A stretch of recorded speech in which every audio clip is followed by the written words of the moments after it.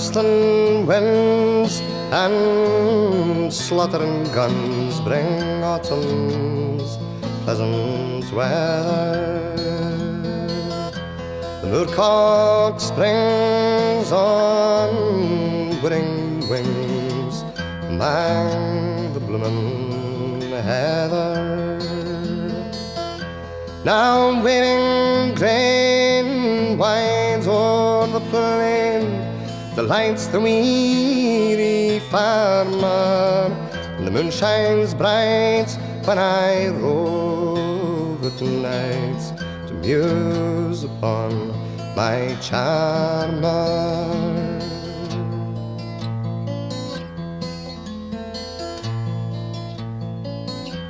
The partridge loves the fruitful fells, the plover loves the mountains,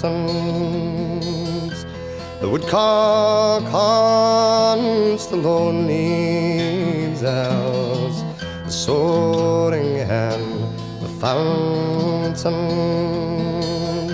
Through lofty groves the cushat roves, the path of man to shun it. The hazel bush o'erhangs the thrush, the spreading thorn, the linnet.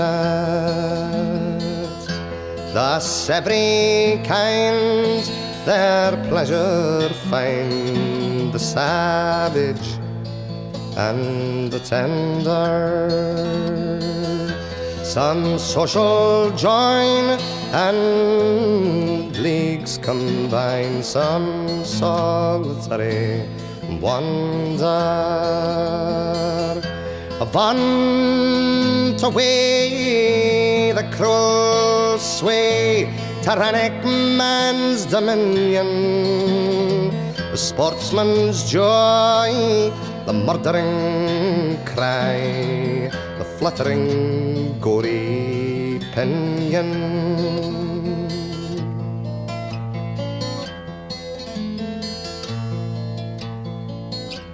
But Peggy dear, the evening's clear, swift flies the skimming swallow. The sky is blue, the fields in view, all fading green and yellow. Come, let us stray our gladsome way and view the charms of nature. The rustling corn, the fruited thorn, and every happy creature. We'll gently walk and sweetly talk till the silent moon shine clearly. I'll grasp thy waist and fondly pressed swear how I love thee dearly. Not vernal showers to barren flowers, not autumn to the farmer, so dear can be as thou to me, my fair, my lovely charmer.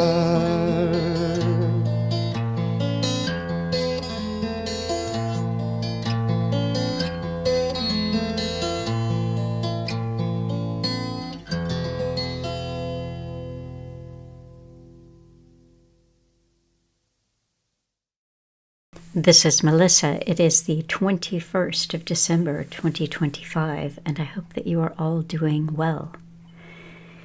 This Redux is a bit of this and a bit of that, and that song was one that is called Now Westland Winds.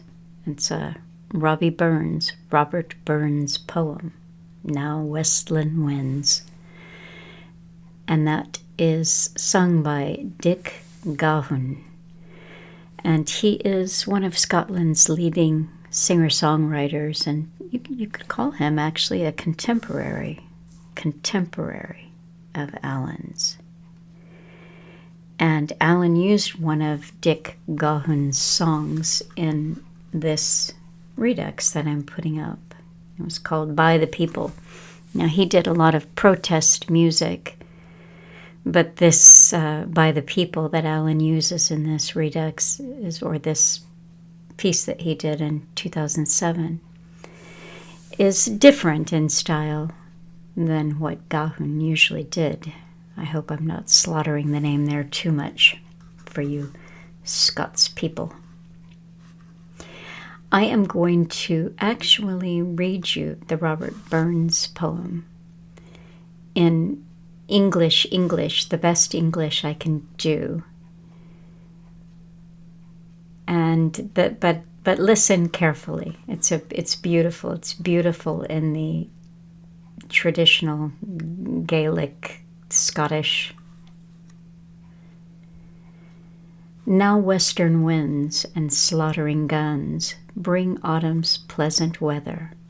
The moorcock springs on whirring wings among the blooming heather. Now waving grain wide o'er the plain delights the weary farmer, and the moon shines bright as I rove by night to muse upon my charmer. The partridge loves the fruitful fells, the plover loves the mountains, the woodcock haunts the lonely dells, the soaring heron the fountains. Through lofty groves the pigeon roves, the path of man to shun it. The hazel bush o'erhangs the thrush, the spreading thorn the linnet. Thus every kind their pleasure find, the savage and the tender.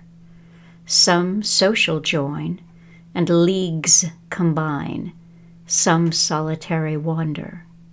Avant away the cruel sway, tyrannic man's dominion, the sportsman's joy, the murdering cry, the fluttering gory pinion. But Peggy dear, the evening's clear, thick flies the skimming swallow, the sky is blue, the fields in view, all fading green and yellow. Come, let us stray our gladsome way, and view the charms of nature, the rustling corn, the fruited thorn, and every happy creature. We'll gently walk and sweetly talk, while the silent moon shines clearly. I'll clasp thy waist, and fondly pressed swear how I love thee dearly. Not vernal showers to budding flowers, not autumn to the farmer, so dear can be as thou to me, my fair, my lovely charmer. So you just heard Dick Gahun sing it, and if you are Scottish, you understood every word, I'm sure. But for the rest of us, perhaps it was helpful to hear that. I was trying to think of what I could do with my busyness, like a little bee, to bring you today, keeping in mind that I want to and I will put up something on Christmas, but something different, I think. And that's just a few days away. So I was listening to a bit of this and that, and I actually used an excerpt from Alan Watts' Christmas talk from 2019. Just a little clip at the end of my Real History a couple of days ago. But through the week, I was thinking, no, not that one. I used it as a Redux a couple of years ago in 2023, but it's a good one. But something else. And so I settled on this Christmas talk of Alan's from 2007. I love it. December 25, 2007. It's an amazing talk, start to finish. Amazing. And then Alan finishes it with a guitar piece that if I have heard once, I have heard it 1,000 times. I love it. And it is campeones para siempre. And that translated is champions forever. Now, who did Alan say was our champion? He said, you are your own champion. And that can mean different things to each of us. What does it mean to be your own champion? So I listened to this 3 times over 3 days, and then I was listening to it a 4th time. And I got a message from Prince's wife. And she said, Prince said that December 25, 2007 is Alan's best Christmas talk ever.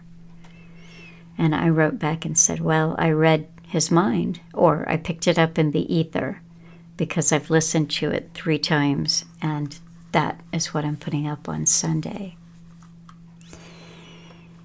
So there are just a couple of other things I'll say. I've illustrated most of Alan's talk with some movie, which I hope is going to turn out to be okay, from, I think, 1964, called The Earth Dies Screaming, a sci-fi horror. But it fits in with what Alan is talking about, the green religion, and how it's used as a big stick to keep us in line. It's the movie itself is some kind of alien invasion, but, you know, I as we know from the Club of Rome, well, that might be tricky to pull off, and that's an external enemy. We'll tell people that they are the enemy. And it's quite interesting because Alan read an article from the LA Times, December 10th, 2007, that was written by Gregory Rodriguez. And it was entitled Greening of the Zeitgeist. And Rodriguez makes the very same point.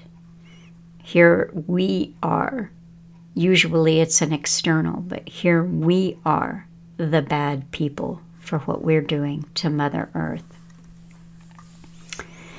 So I think that I'm going to take what day will that be? The 29th of December? I'm having a math problem.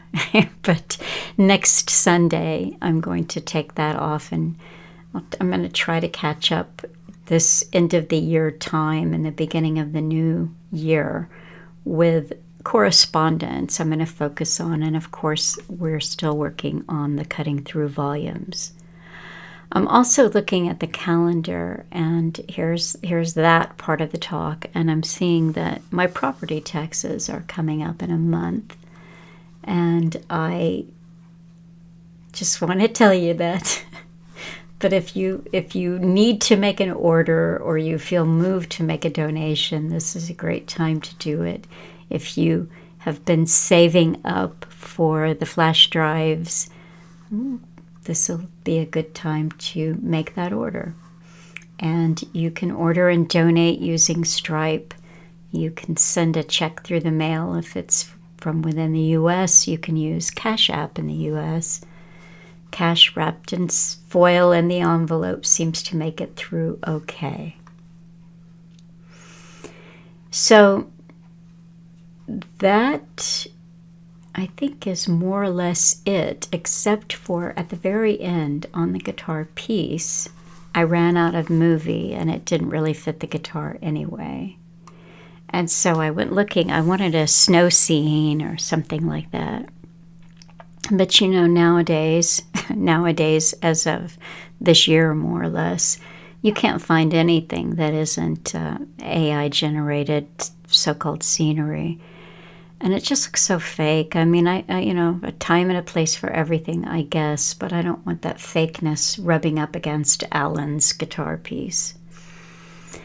So I stumbled on some, just life in Romania, cooking food and chopping firewood. And it was pleasing because it's real. It's, looks like real people, a real woman in the kitchen making some amazing looking food. And it reminded me of some of the things that are going on in book club, where one of the members of book club was late getting to the chat yesterday because she was at a neighbor's helping them slaughter some pigs, and so she's learning that skill. And afterwards, learning how to butcher the pig for the best use, and made sausages. And she was sharing all that with the group. And there are a couple of people in book club who are from Romania, or their family is from Romania. And I've been to Romania. When I was young, I had the opportunity to have a 3-week tour around the country, and it's beautiful. Possibly one of the most beautiful places I've ever been to, but I haven't been to Scotland. And Alan has been to Romania, and so I thought that this would be a pleasing accompaniment to his music. I wish you well. I hope that you are having a reflective and enjoyable time of the year wherever you are. And I will be posting something on Christmas Day, and that is upcoming on Thursday, the 25th. And by the way, Nick and I are going to finish that Hideous Strength this week too. And I'll try not to, it's not going up on Christmas Day. That'll be the Christmas Redux of some sort. But possibly on Boxing Day, the day after, but sometime soon, I will bring you the conclusion. Hopefully, you know me and Nick, so we might not get it finished, but I should say the next installment of that Hideous Strength. So again, I'm wishing you well and all the very best. Hi folks, I'm Alan Watt, and this is Cutting Through the Matrix on December the 25th, 2007.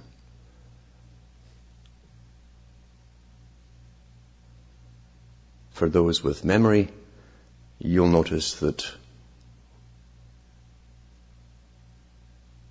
each Christmas gets more and more bizarre. Bizarre in that we go through routines, much of which are fairly new in society, the routines of crazy shopping and gift giving, credit cards, and letting off steam. Really, that's the big part of it, is letting off steam from a year that's been full of its normal human problems. And added to that, we have the systems problems which have become ours. They're making sure of that big time. As we rush towards this globalization and totalitarian type of existence, and monitoring and watching and observing, this is bad news. It's bad news for us all. It's worse, of course, for those who are aware, for those who are ignorant. They say that ignorance is bliss. They're blissfully unaware of the whole agenda. They don't really live, these people. They float through life like creatures of instinct. But for those who are aware and whose senses, their preservation senses, are still working, and who found out what's going on and who can see the changes around them, we know that something ominous is coming.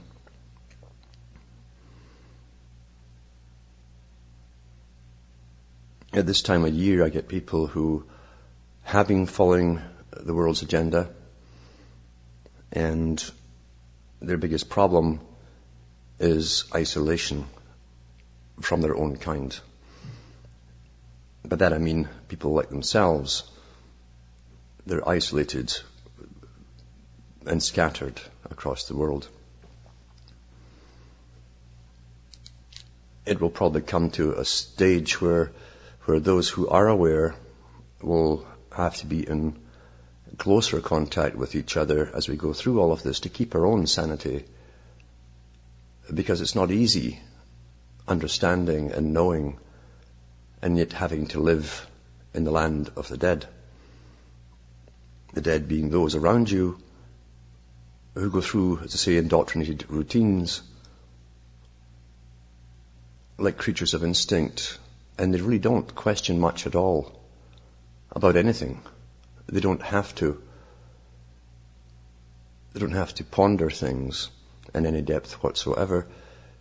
They've been brought up, and we've all been brought up in a society where experts do all the thinking for us, supposedly. And we've been trained to believe it.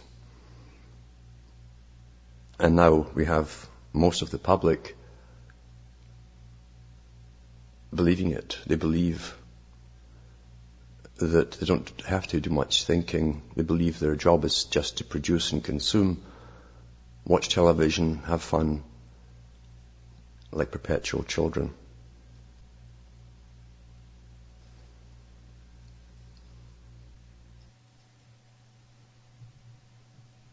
I witnessed the changes which led towards unification of the countries of Europe.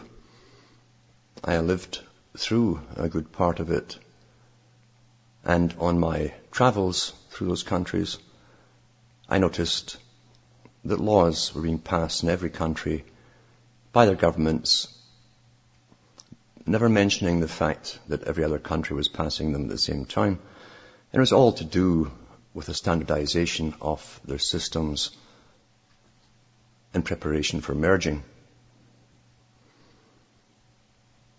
The politicians had been told to lie to the public, and they had been doing so since 1948, when they'd set up the bureaucratic commissions within every country that were to work in secret towards unification. That's how things happen on such a big scale in the real world. For those who believe that somehow we've had this fairy tale past of open disclosure by our public servants, that's a good myth to believe in, but it's the opposite of the truth. The biggest plans for government and for the countries are kept from the public always.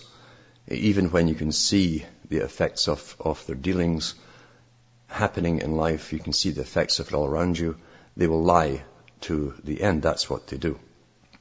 And that's the truth about governments. We've never had what we thought of as an open democracy. It's never existed anywhere. The art of governing is to tell the public all they need to know to be cooperative for an agenda always run by the dominant minority, or the establishment, as they sometimes call it.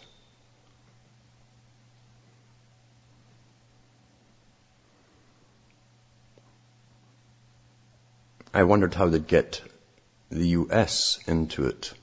I knew they'd be one of the main engines working towards it, because of the manpower, tremendous population in the US, and its resources, the natural resources all around it, the taxation base to bring it about, the educational system of universities where you can pick and choose who you want to bring up the ladder into these agencies that are working towards global government.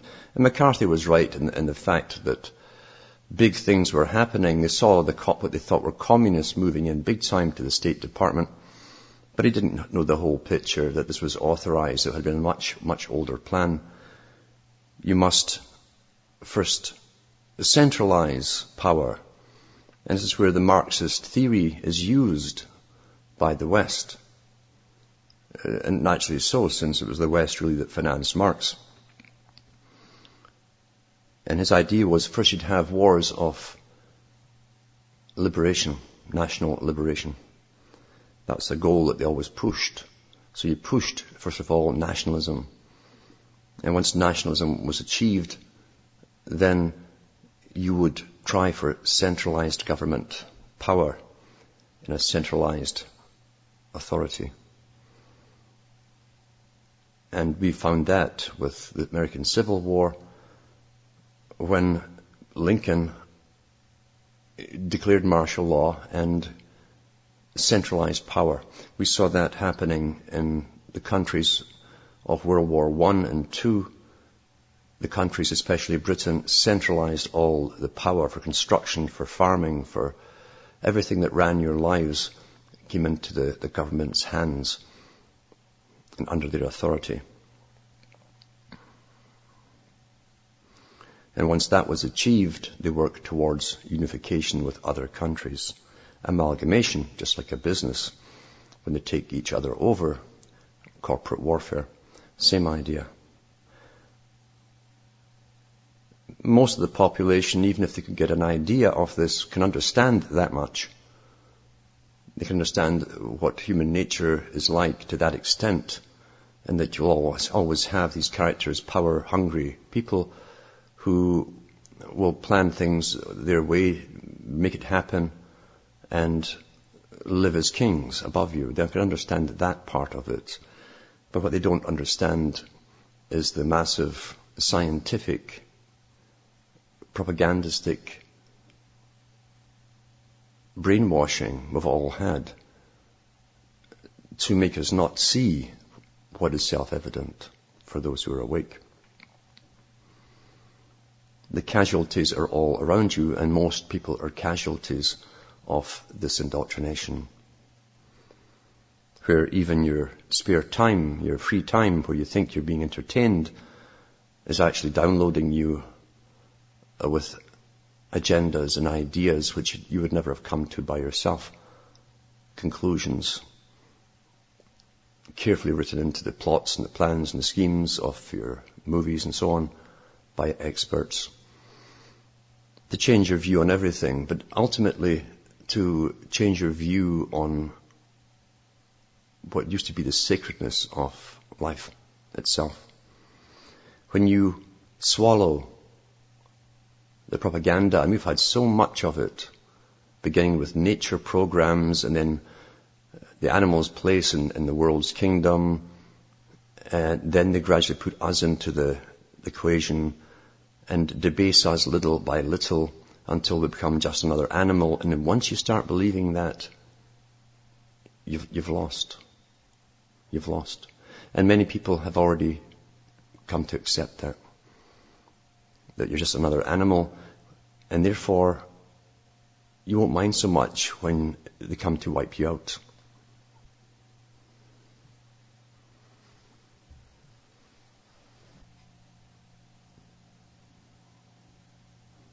Here's a good example of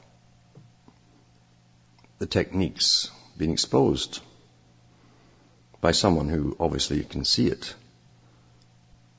It's from the LA Times, December the 10th, 2007, written by Gregory Rodriguez. And it's called Greening of the Zeitgeist, on page A15.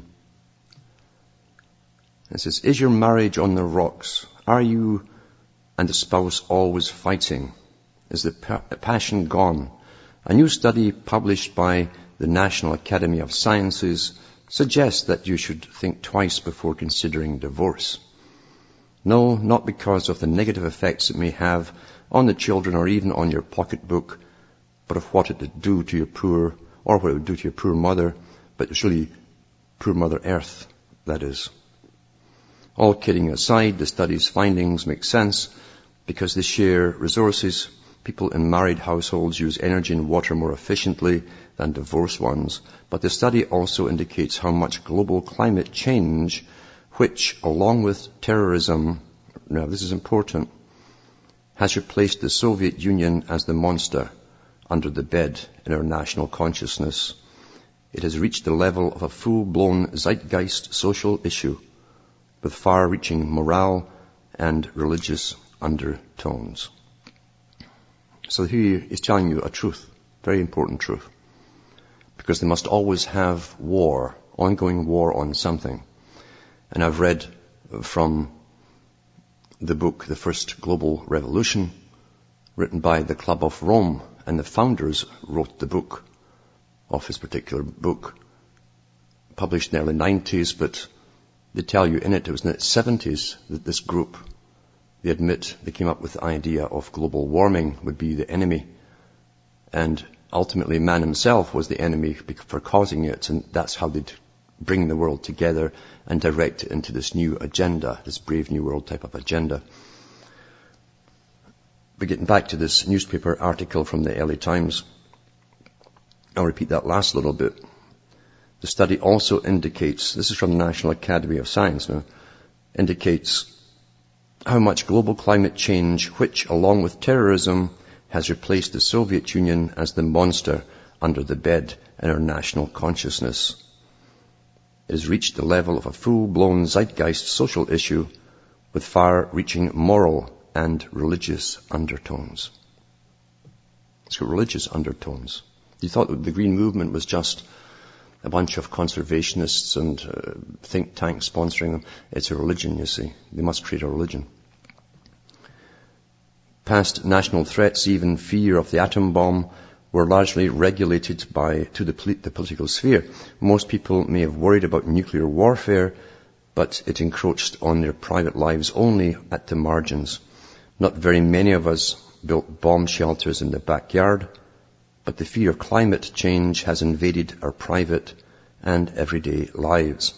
Indeed, because global warming and the efforts to halt it touch on nearly every realm of policy, the environment has become a moral prism through which all other issues are being filtered. Whether or not they actually care about the environment, partisans of all stripes are using the issue to gain the moral edge. Now even the anti-divorce family values folks have environmental ambitions or ammunition.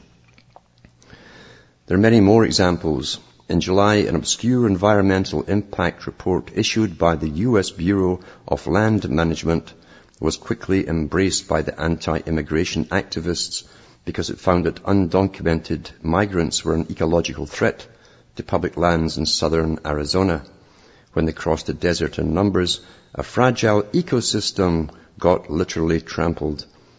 Opposing advocates argued that the increasing militarization of the border was an even greater ecological threat than the migrants themselves. Climate change has even entered the realm of sexual politics. Last month, a female Swedish scientist, now listen to this, and I've been saying for years, and I read from Gorbachev's book too, when he talked about making this green movement a religion,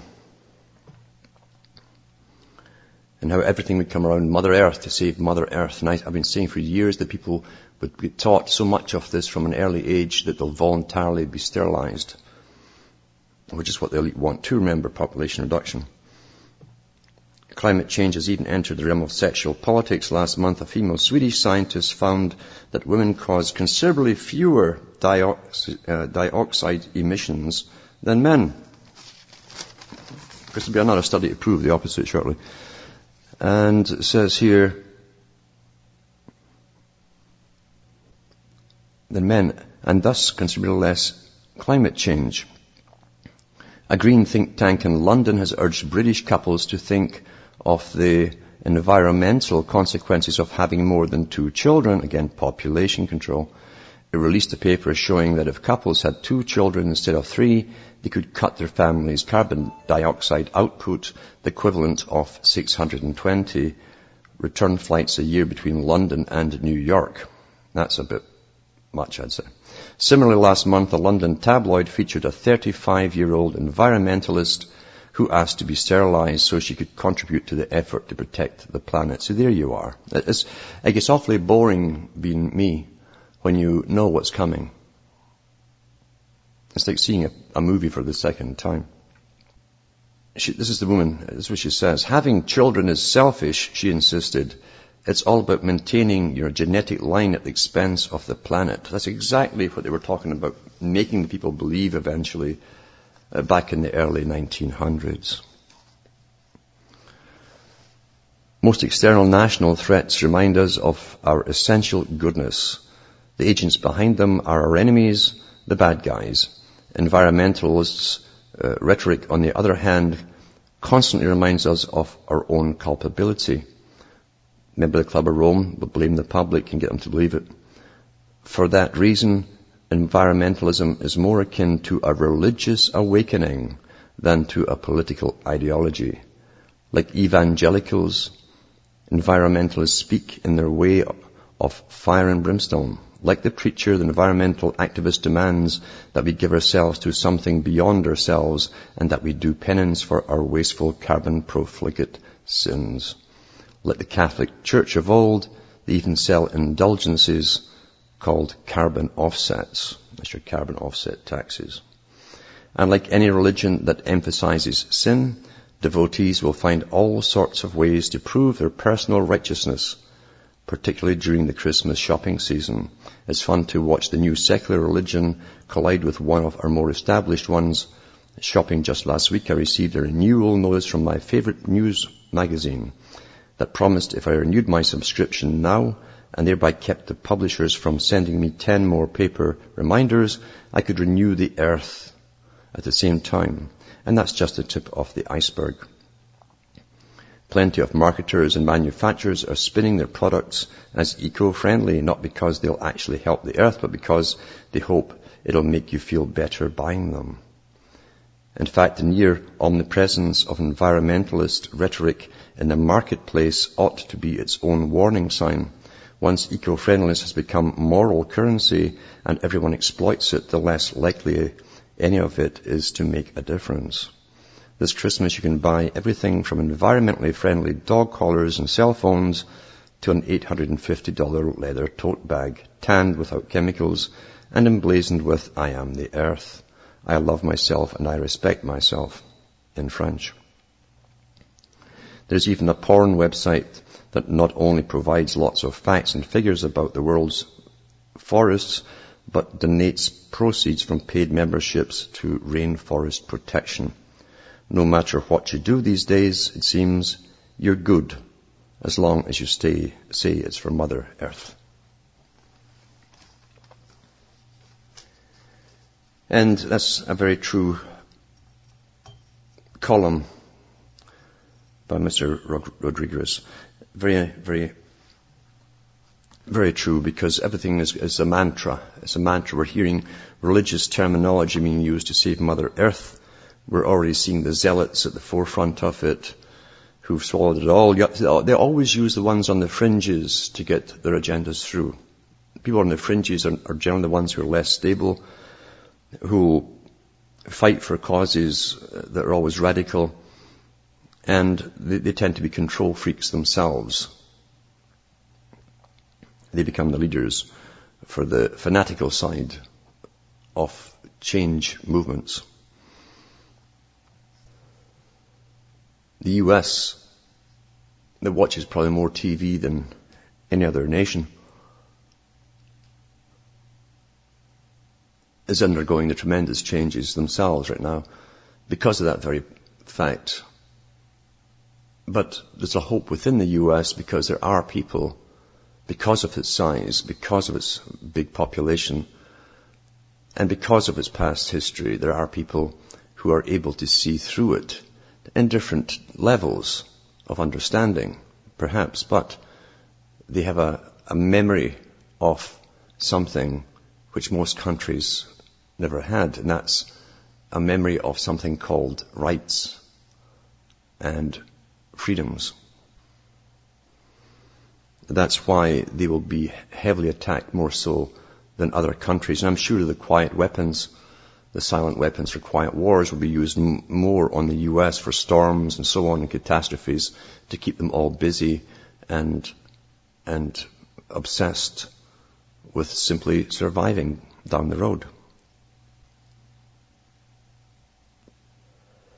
And the technique for the unification for the Americas is different because they needed the 9/11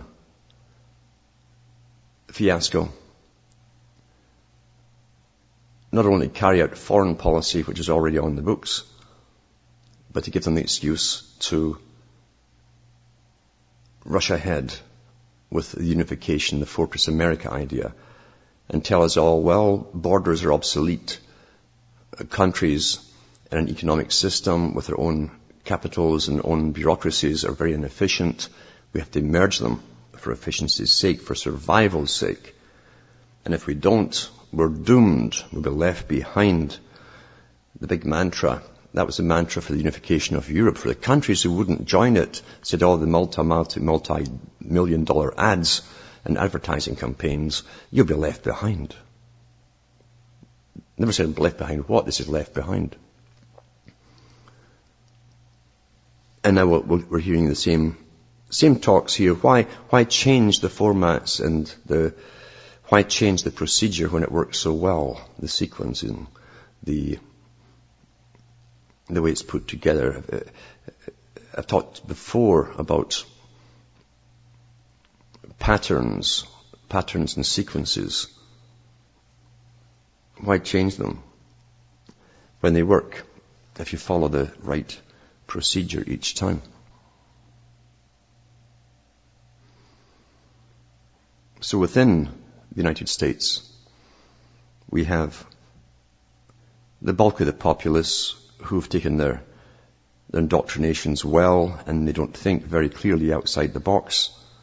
Everything that you tell them about truth, even if you show them facts, doesn't faze them because they live in a different world. You're seeing the effects of psychological brainwashing. There's no doubt there's choice-making occurring all the time within them too, within their own minds. And that may have a different kind of consequence eventually. But no one can possibly say they didn't know what was happening.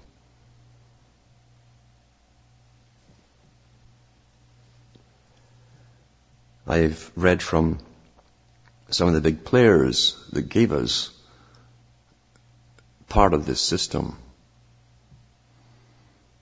Big, heavy players at the top who shape our future. They're part of huge think tanks and institutions which are given complete financial backing, massive financial backing, unlimited, to bring all of this off on behalf of the dominant ruling minority. And there was no better one than Lord Bertrand Russell, who even got a lot of the working class on his side because he spoke, as the Indians used to say, white man talks with forked tongue. So he'd give one set of speeches for the workers who needed to be behind him, and another one for his own political peer group. He said, many people would sooner die than think. In fact, they do. That's what he said. He's quite right to tell you truths as well. And we have a hard time swallowing even these basic truths. He said, I think the subject which will be of most importance politically is mass psychology. Its importance has been enormously increased by the growth of modern methods of propaganda. Of these, the most influential is what is called education. Religion plays a part, though a diminishing one. The press, the cinema, and the radio play an increasing part. He could have added television there, but he wrote that in 1953. It may be hoped that in time anybody will be able to persuade anybody of anything if he can catch the patient young and is provided by the state with money and equipment. He was a man that championed kindergarten. Although this science will be diligently studied, it will be rigidly confined to the governing class. The populace will not be allowed to know how its convictions were generated. When the technique has been perfected, every government that has been in charge of education for a generation will be able to control its subjects securely without the need of armies or policemen. That's from the impact of science on society.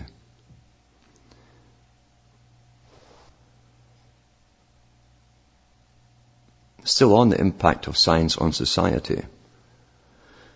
In pages 49 to 50, he says, scientific societies are as yet in their infancy. It is to be expected that advances in physiology and psychology will give governments much more control over individual mentality than they now have, even in totalitarian countries. Fichte laid it down that education should aim at destroying free will, so that after pupils have left school, they shall be incapable throughout the rest of their lives of thinking or acting otherwise than as their schoolmasters would have wished. Same book. Diet, injections, and injunctions will combine. Now remember, I keep going on about this because it's true, very important. Diet, injections, that's in any means possible, and injunctions will combine from a very early age to produce the sort of character and the sort of beliefs that the authorities consider desirable. And any serious criticism of the powers that be will become psychologically impossible. Diet, injections, and injunctions. Gradually, by selective breeding, the congenital differences between rulers and ruled will increase until they become almost different species. A revolt of the plebes would become as unthinkable as an organized insurrection of sheep against the practice of eating mutton. The impact of science on society. And from the Scientific Outlook in 31, he says, in like manner, the scientific rulers will provide one kind of education for ordinary men and women, and another for those who are to become holders of scientific power. Ordinary men and women will be expected to be docile, industrious, punctual, thoughtless, and contented. Let's say that again. In like manner, the scientific rulers will provide one kind of education for ordinary men and women, and another for those who are to become holders of scientific power. Ordinary men and women will be expected to be docile, industrious, punctual, thoughtless, and contented. Of these qualities, probably contentment will be considered the most important. In order to produce it at all, the researchers of psychoanalysis, behaviorism, and biochemistry will be brought into play. All the boys and girls will learn from an early age to be what is called cooperative. That is, to do exactly what everybody else is doing. Have you noticed that in people around you? They all do what they're all doing. Initiative will be discouraged in these children, and insubordination without being punished will be scientifically trained out of them.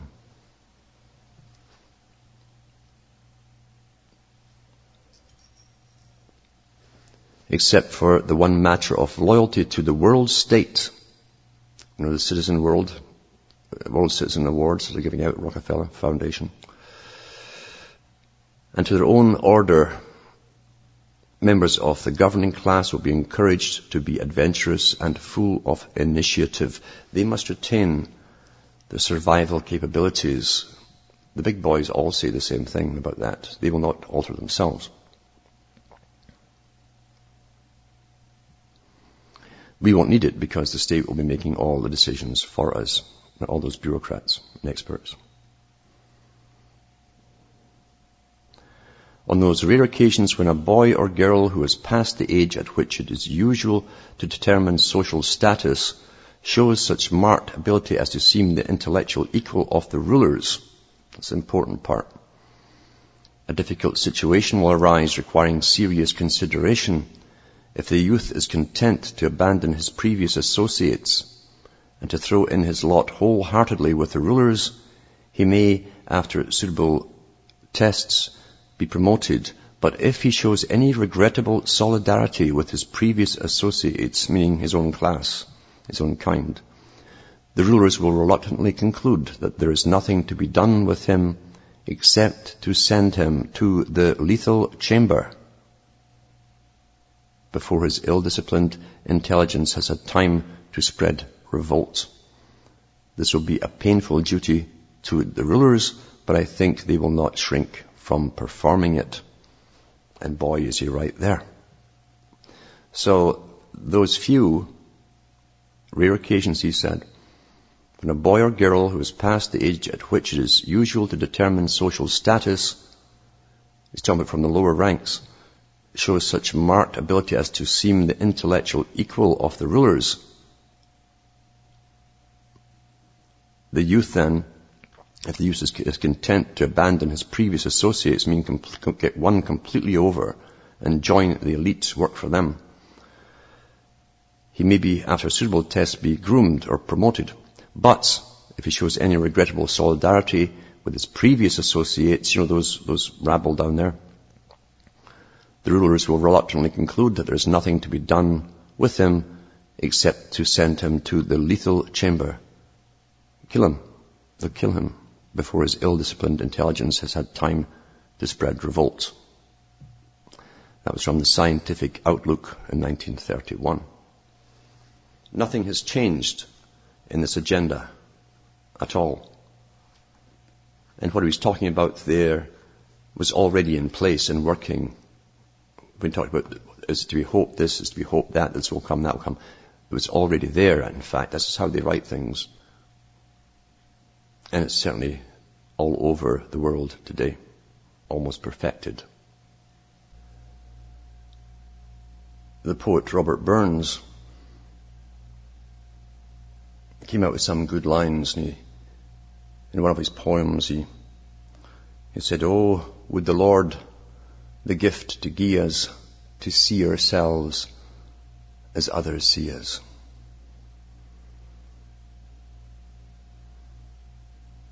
Sometimes you have to step out from yourself to see yourself in actuality. A painful process, and that's why most can't do it.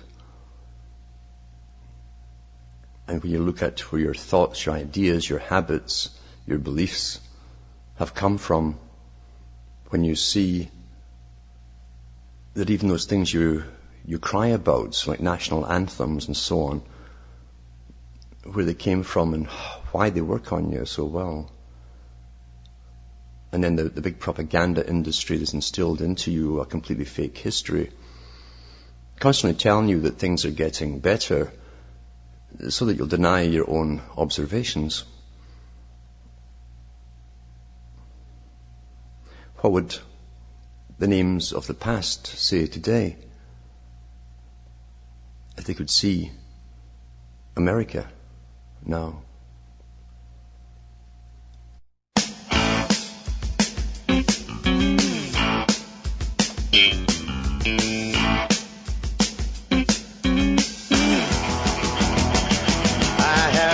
Talk about the land of the free, I went to see it for myself. What I found was misery and poverty in a land of incredible wealth. They've got a thing they call the Constitution to defend their civil rights. That's provided they've got plenty of money to the Protestant mail and wine. By the people, for the people, that was Lincoln's vow. But what the hell would Abraham Lincoln see if he could see America now? They made a broken down act of their president, and he thinks that he's Genghis Khan. He believes that life's a Hollywood movie. If you don't like it, you can shoot it again. And he gets upset when the rest of the world won't do as he demands. Won't follow the script he sends us, or be part of the American plan. By the people, for the people, that was Lincoln's vow. But what the hell would Abraham Lincoln see if he could see America now?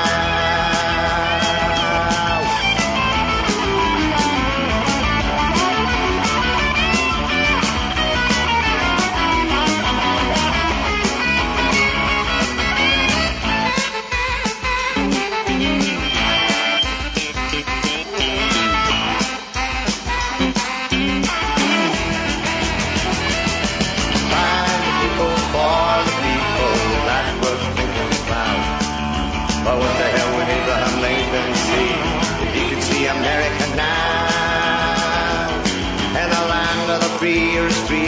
want to do exactly as you're told. Here in life with General Motors and ITT, quietly die when you get too old. Well, there's a lot of people living in the USA waking up to what's been going on. What the rulers did to the peoples of Chile and Vietnam. By the people, for the people, what Christ thinking now? But when the people of the USA wake up, there's gonna be a hell of a row. I can feel it starting now.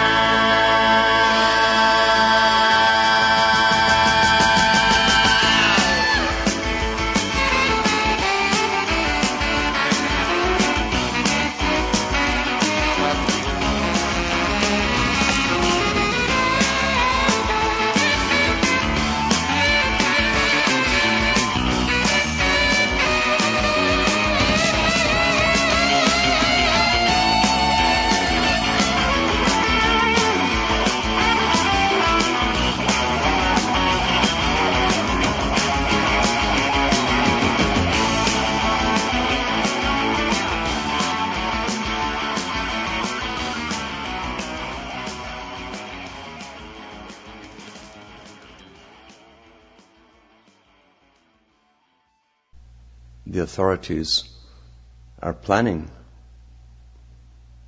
and have been planning for a long time, to take over in a totalitarian fashion when the people of the US wake up. They might not understand everything, but they'll be very, very indignant to find that everything that they believed in has been taken from them. And that's why you're seeing the militarization all around you, with the worst totalitarian system ever dreamed up, with 24-hour observation of everyone.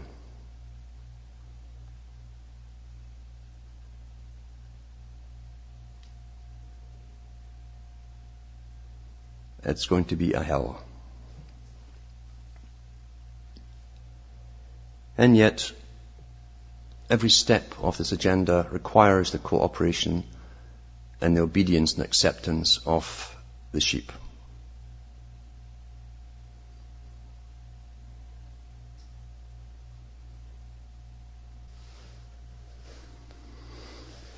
The elite have always understood the masses, like the popular, what everyone else is doing. Population preferred the popular. They don't notice that what is now popular could be the opposite of what was popular 100 years ago or 50 years ago. Times have lived through. They just adopt, they don't think. Well understood by even ancient priesthoods to the present time.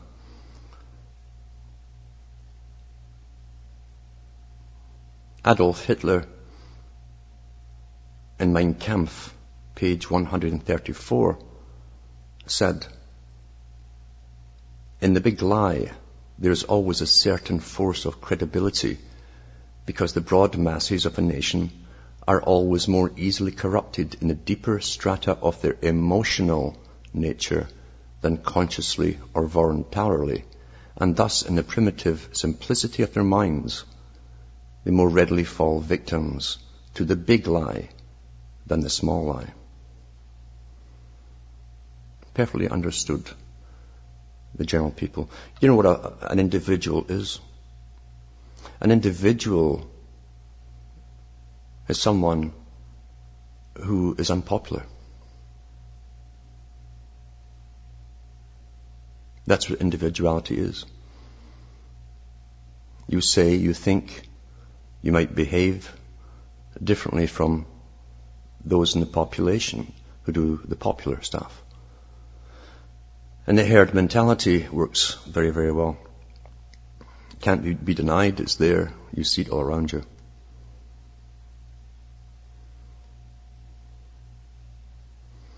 Hitler also said, "What luck for rulers that men do not think."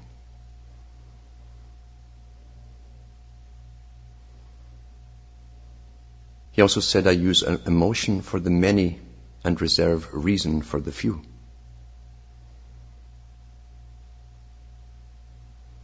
People,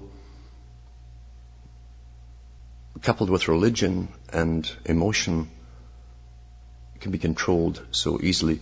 The new religion, as I say, is just the old pantheistic stuff rehashed over and over, which they now call the New Age. It's the New Age movement.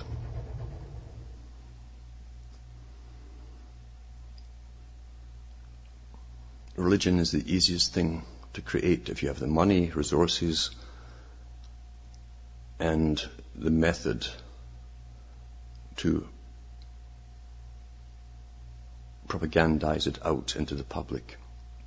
And they will jump for it. They love stuff that promises them power. And that's what the New Age is really for. And it's also meant to create the mantra, bring the mantra into being that we're all one, and they'll all get hooked up with their brain chip and have a brief oneness for a little while before the main switch is pulled and there's no more them. They'll have their nirvana, their state of non-being. Oh, what an ambition, eh? Pope Leo X, who died in 1521, and this is quoted in the Encyclopedia Britannica in the 9th, 10th, 11th, 12th, and 13th, 14th editions. He said, it has served us well, this myth of Christ.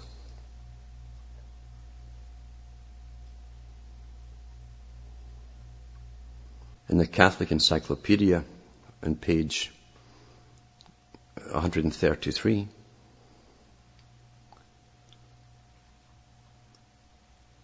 it says, how much we and our family have profited by the legend of Christ is sufficiently evident to all ages.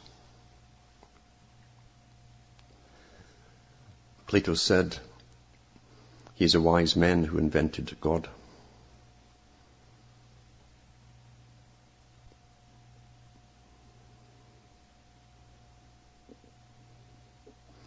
And Seneca the Younger, who died in 65 AD, said every man prefers belief to the exercise of judgment. Ain't that the truth?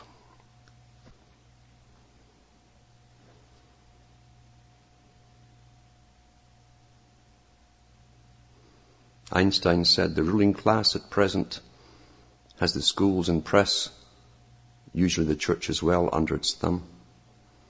This enables it to organize and sway the emotions of the masses and makes its tool of them. And for the New Agers who think this spontaneously sprung into its existence, the whole movement and the Hinduism that they're following, and most of them are completely oblivious of that's all it is Hinduism. It was rehashed to get the West into a mindset where they're taught not to look at the negative. In other words, don't look at those things which you may have to know to survive. Just look at the pleasant things. And they'll all get taught this, and how to get what they want, really. That's the big bait in the New Age movement. Think and grow rich. Get what you want. Channel this entity in. Believe what it says. Believe it is what it says it is. And let it run your life for you. Or get a card shark in who will deal with cards and tell you your future. It's much easier to read tea leaves. You can drink the tea and enjoy it too. It's cheaper that way.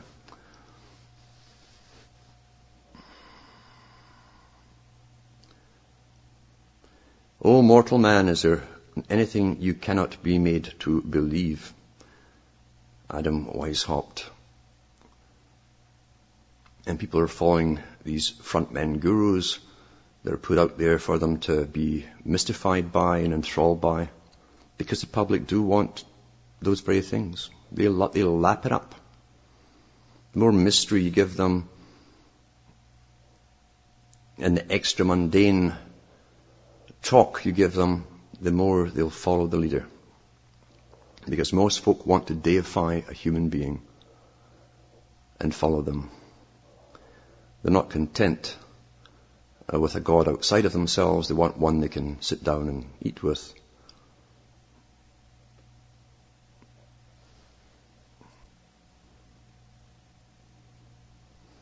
Bertrand Russell also said, men fear thought as they fear nothing else on earth. More than ruin, more even than death. Thought is subversive and revolutionary, destructive and terrible. Thought is merciless to privilege, established institutions, and comfortable habit. Thought looks into the pit of hell and is not afraid. Thought is great and swift and free, the light of the world and the chief glory of man. He also said many people would sooner die than think. In fact, they do.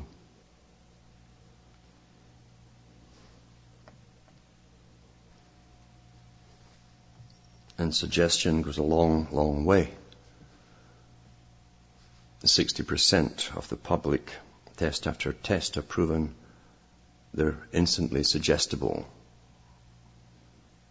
20% can be brought under to the same state with a little bit more work. Suggestion, hypnosis.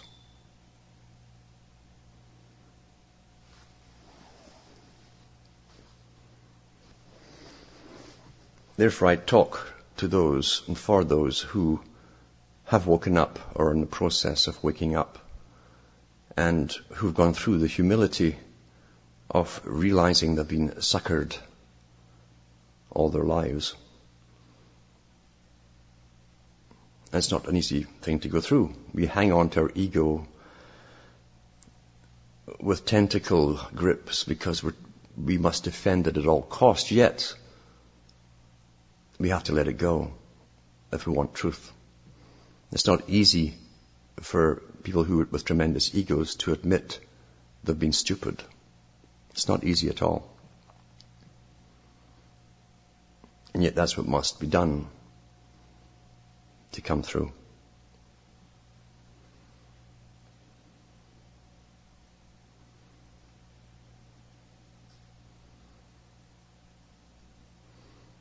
It's not all gloom and doom, and the fact that there are those out there who do understand and who've got beyond the political nonsense and the voting scams and all the usual traditional stuff we've wasted our time with for a long time. It's not all hopeless because we are proof that we have broken through. We're proof that it can be done. And for many, I get letters all the time, I get many letters telling me that for the first time, they feel alive when they come through this. Everything now makes sense. And that's a miracle in itself too. When you realize the amount of incredibly designed indoctrination we've had since birth.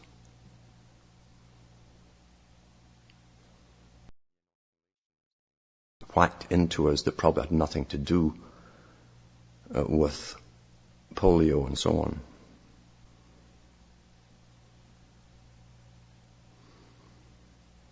Now for myself, I should mention a few things. People cannot believe how I live. It's impossible almost for me to understand how I live. I hit the floor running in the morning. I have no staff to do everything for me. And I have to do all the basic things too of just daily routine living.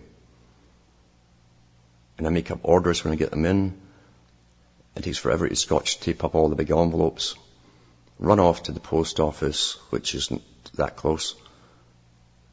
Post it, go to my mailbox, which isn't near the house either. Pick up the mail and come through that and then walk the dog, make something to eat. And the next thing I know, I'm on the air at night. Then after that, because they've cut back my speed on the satellite upload, I found out the military industrial complex owns the satellite. But I've cut my speed back to about that at twice of dial-up, twice the speed of dial-up. So I'm up till 4 or more in the morning.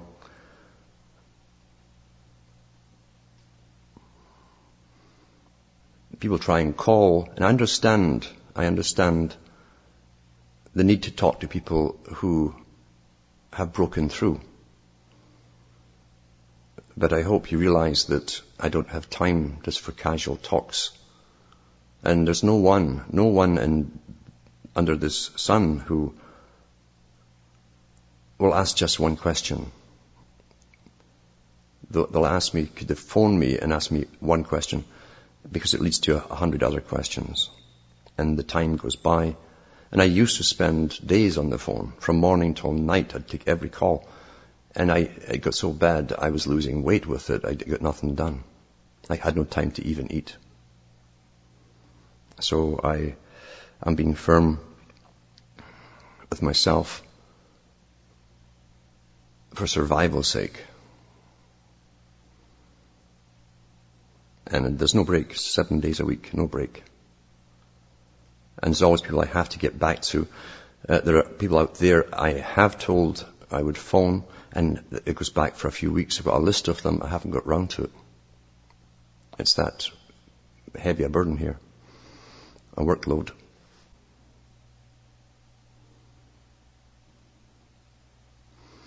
But anyway, here we are with the winter solstice. We made it through another year.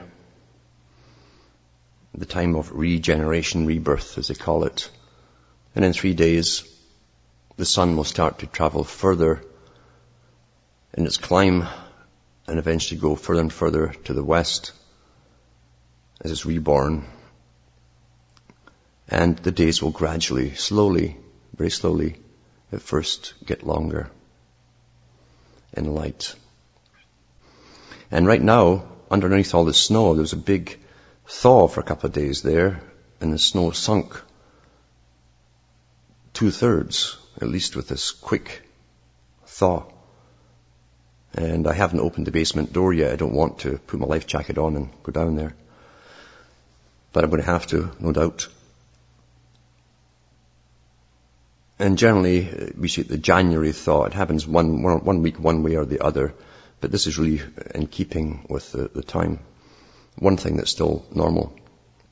Although they are spraying the skies south, they're in Florida way and it's blowing up this way. And that probably was what gave us the melt of the snow. And underneath the snow, you can almost swear you hear the cheering after Christmas of all these billions of tiny little mosquito embryos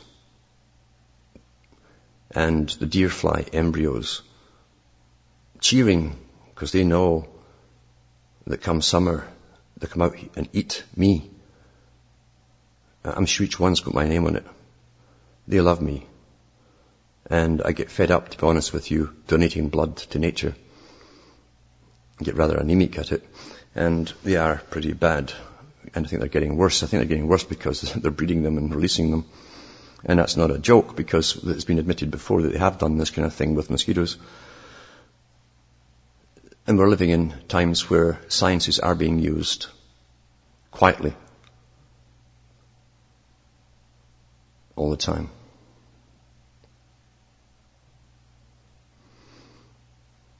But in the midwinter, where it's a kind of dreary sky, we tend to reflect on the previous year. That's what it's about, times of reflection. I say, and renewal, where you look back on that blur that was the year and make plans for the next.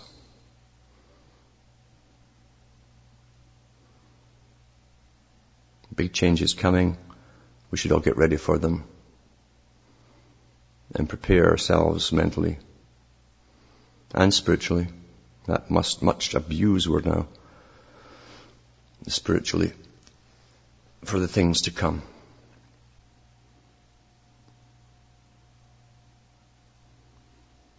As I say, there's always hope. there's hope when people like myself can work their way up. I'm not authorized to be up there. I was asked on to radio stations because so many people have been following my blurbs and asked the station managers, bombarded them to get me on. So I couldn't be ignored much longer.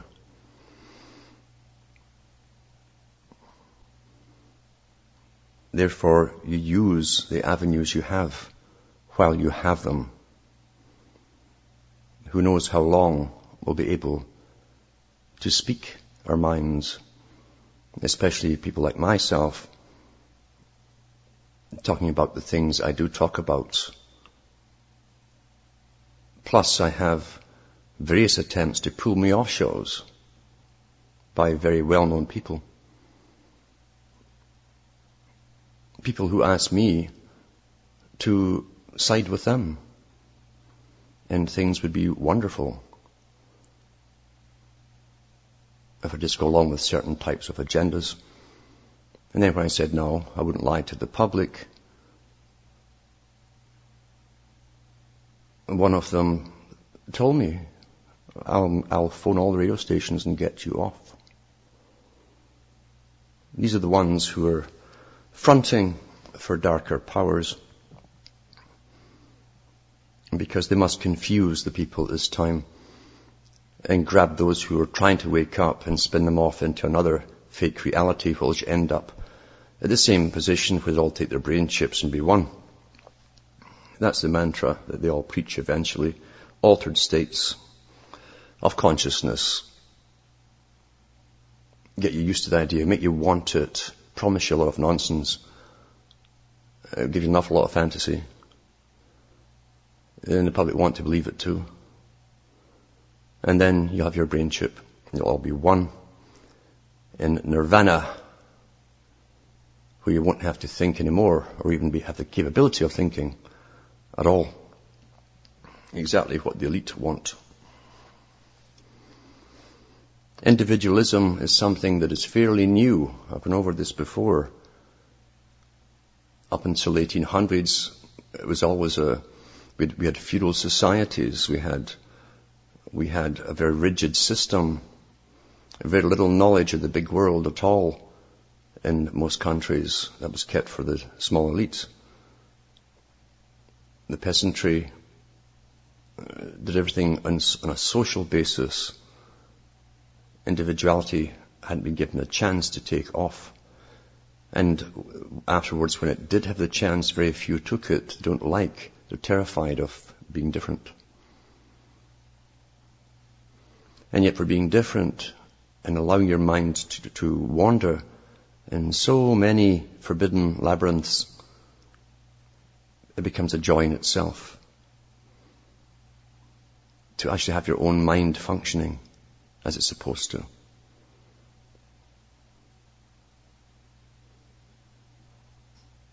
So we'll get through the dark days and we'll come back into the light once again, and the spring comes on. And Hamish the dog is doing well, he's healthy, he's a great companion. And he can put up with me, and that says something.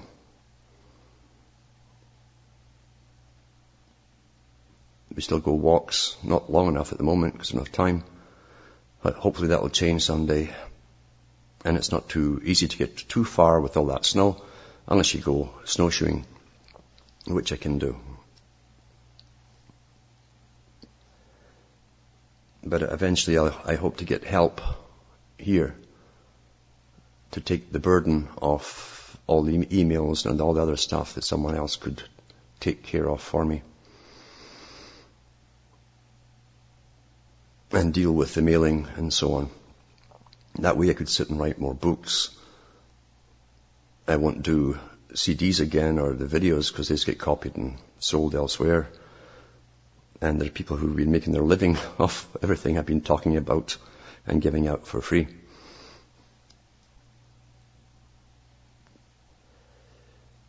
I ask the people to always use their own common sense. check everything out. Think for yourself.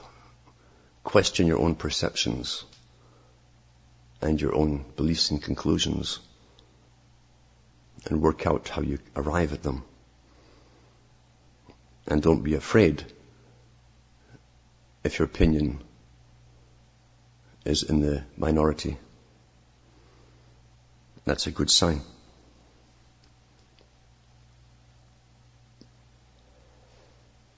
So from Hamish and myself, up in a quiet Christmas day or evening, Ontario, Canada, it's good night. Send me your God or your gods. Or hallelujah, which means the sun, S-U-N, is risen. Whatever it is that makes you feel good and in touch with something, may it go with you. And before I go, or at least to finish off this talk, I pulled out one of my old guitars, something I haven't played on for about 10 years, when I gave everything up. And initially, just over 10 years ago, I had for going abroad, and I came down with a massive arthritis within 2 weeks. I knew it came then from, and my knuckles swelled up like a really elderly person's would be after years of having arthritis. And I knew the format, I knew this how it goes. And I saw the specialist in regardless, and they went through the format, which I knew. And they said, oh, you'll get spurs on your knuckles, they'll be big, but once the spurs are there, the nerves will die and the pain will go. And you'll have all these stiff old hands. I said, oh no, I won't. And so I used spatulas, and I taped 2 fingers at a time, splinted them, and pulled them really tight in to get the swelling down, and treated myself like this for 3 months. In the winter time, using a chainsaw, because I had no wood. And I would alternate the fingers every couple of weeks until I had them back down. And since then, well, I've done a lot of rough and heavy work. So you'll forgive me if I'm a bit rusty on this old guitar, which I certainly am. But a little while ago today, I thought about it and says, I've nothing much to give the people, and I'd like to at least thank those who've helped me, and thank the translators for all the work they've put in on these translations. It's time consuming, a lot of work. So this is my Christmas present to them and to the listeners. And don't laugh when I make all these mistakes, because it's literally years since I've touched a guitar.